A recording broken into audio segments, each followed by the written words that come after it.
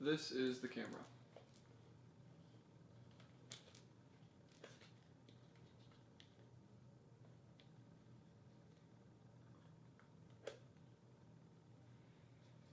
It's an old Sadicon. 1983. Vintage.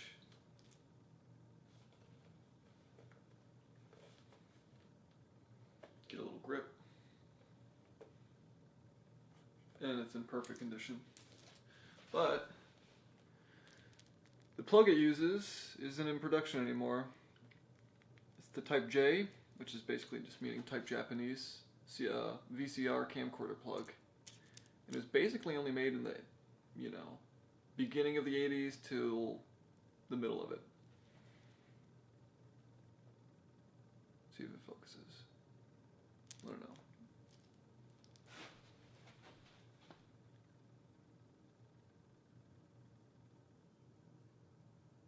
There you go. Come on. Come on, buddy. Keep trying.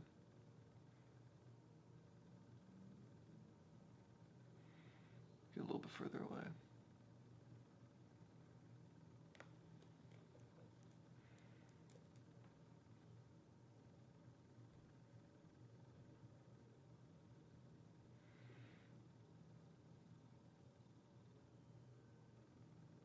There we go.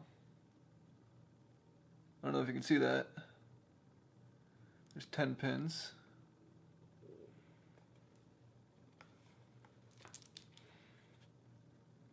It's got an 8.5 to 68 millimeter lens. Aperture is widest at 1.6. It's a TV zoom lens. I feel like the image quality is going to be interesting. It's got a 1/2 inch image sensor, just about. So pretty small. It uses electron beam to basically shoot at this image sensor and scan it for negative charge. And the charge is negative from light exposure. It's got a mic. But yeah, the issue is that it's a Hitachi color video camera VKC-830 with a Sadicon tube. And the Sadicon tube was actually invented by the NHK, which is like the public broadcasting TV channel of Japan. And the Sadicon tube was actually invented by them in their lab because they were just trying to find an alternative to, I believe, the Vidicon tube. And this was their alternative. It just uses a slightly different process, slightly different ingredients for the image sensor. And the image quality is better. I think the Plumbicon, which uses lead, this uses selenium and arsenic and tin. I think the Plumbicon, which uses lead, that's why it's called the Plumbicon. I think that's overall the best, but I do believe it's more expensive. And I just think Sadicon sounds cooler. And I have no idea if it works. I haven't plugged it in. The guy who sold it to me said it was just sitting in a air-conditioned, some kind of storage unit for like, who knows how long, probably 40 years. Probably been there basically since the moment whoever first got this. So this is what I've inherited. I've inherited this from a nameless person who kept it in very good condition. Who knows, maybe they pointed it at the sun and now it doesn't work anymore. But I have a feeling it works. Or at least if it doesn't, I have a feeling it could be made to work fairly easily. Also, for some reason, there's a purple glare. That's pretty cool. There's a purple glare when I point it at light sources. It shifts it crazy purple. I'm going to see if you can see that. Actually, let me get the camera flipped around, or the monitor.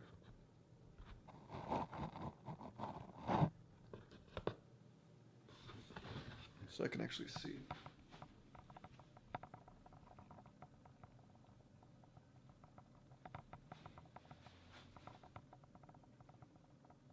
See that purple? Look how purple it gets.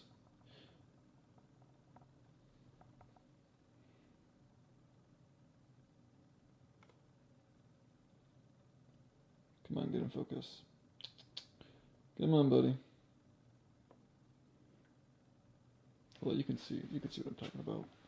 And I mean, look at the outside in it. That's my window.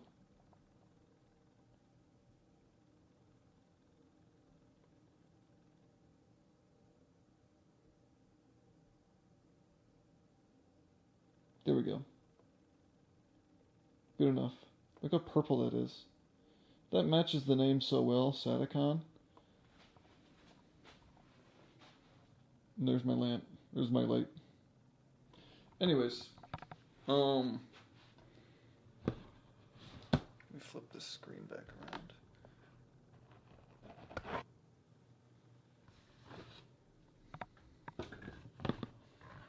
So, seems decent enough, and the thing is, because they don't make this plug anymore, I basically have two choices. I can either buy an old 10-pin VCR, not even most of them. Most of them don't actually use it, so that's a specific kind I'd have to get. Or I could wire the pins individually. I know the pin out because I found the user manual. And pin 1 is output for video, pin 2 is a video ground, and then pin 10 is a 12-volt DC power supply. Then I think pin 9 is the ground for that power supply. I could do that. It wouldn't be that hard. The power supply would be easy. The video output would be another challenge, because if I'm just outputting pure video, then I'd probably just put it through a shitty capture card, and since it's straight from video, it's not VHS level of quality for like digitizing. So it'd be pretty good quality, but there's still the potential of missing half the frames, since this is an interlaced video source at like 500. This is the PAL, this is a PAL camera, so it would probably be 575 lines at 24.5 frames per second. But those lines would be cut into two. So in reality, it would almost be like 50 frames per second. And it might not de-interlace. I could do some stuff. I could do some stuff with it and make my own capture card system, maybe do an RCA AV to HDMI and then HDMI to digital, then put that in my computer, and then have a power bank for 12-volt power bank for the power supply. The issue with that is it's not really that much more portable than it would be if I just used a VCR.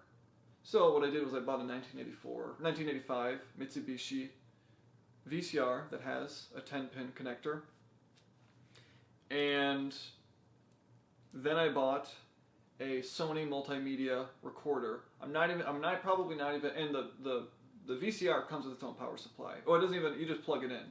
So it has its own power supply. It would power this, be able to film it. I'm probably not even going to film it onto VHS unless I'm going around.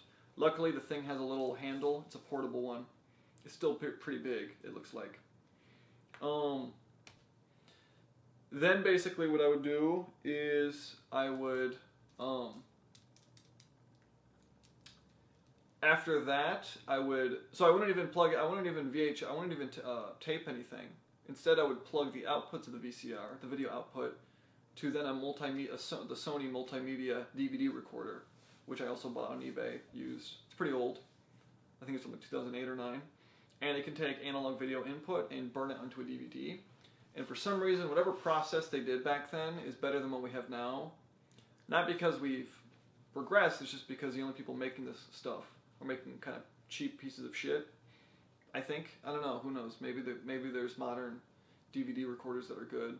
Regardless, I just wanted to get something from that time period because you had this giant company pouring a ton of resources into analog to digital or analog to DVD, whereas now we have much smaller Chinese companies making these products. So I just wanted to get something from back then simply because there was a lot more attention and focus, and it was necessary for the economic model of the company, for the system. And then once I have that DVD, I can then put that inside of a MacBook DVD player. You just plug it into your Mac, Apple. I think it's actually officially Apple branded, and I bought one on eBay as well. And the only downside of this is that it's not portable really at all,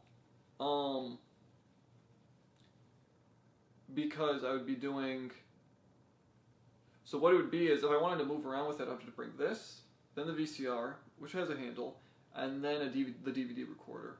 Kind of portable, but in order to make it truly portable without outlets, I would also have to get a 12 volt or a 120 volt AC. I don't know. I think it would be a 12 volt DC battery. Yeah, it'd be a 12 volt DC battery for the VCR, which would then power the VCR, but also this. So, not portable. In the future, once I mess around with this more, I might buy, because the only thing you can get that's like this is 10-pin female to male extenders. I might get one of those, plug this into that, and then cut the middle of it, because I don't want to cut this wire. I want to keep this wire alive. Cut that in half, find which wires are which, and then connect those directly to an RCA cable, and then find some kind of digitizing capture card system that's portable and small. It's possible. I just didn't want to mess around with it. I just want to go as fast as possible because I'm just really interested in what this looks like. I have a feeling it's going to look good. I mean, the image sensor is small, but it just seems cool. And also, the other thing to understand is that if you're recording straight from tube camera to digital, and you're not doing VHS, you're not really losing that. I mean, the quality is much better. So these tube cameras, their full potential was never really expressed during the time they were in production because they were all recorded on a tape immediately. The only time that wasn't true was when you were watching something live. So that was the best quality you could hope to get back then, was watching something live from a tube camera, because then it would go straight from that to the TV. But if you were watching something that was pre-recorded onto one of these, a lot of TV shows were, or if you were watching a television if you were watching TV, oftentimes it was actually just a piece of film, and a video camera was filming that and sent to you. Regardless, there was a lot of noise and artifacts added, and generally, most of the time you see people using these, they would have it on a VHS first, and then they would record that VHS to digital later down the line. But imagine how good it could be if you just go straight from this to digital. So, yeah, it's pretty cool. I like this thing. It's actually kind of a beauty. I mean, it just looks great. I like how tubular it is. Cameras aren't tubular now. They're way more flat, which is cool too. But I just like combining analog and digital. It's like an interesting dynamic. And you can do a lot of cool shit with this camera. But I'm just really excited to see what it looks like. And, yeah. I'll let you know what it's like once I finally start recording with it. So, anyways, thanks guys. Peace.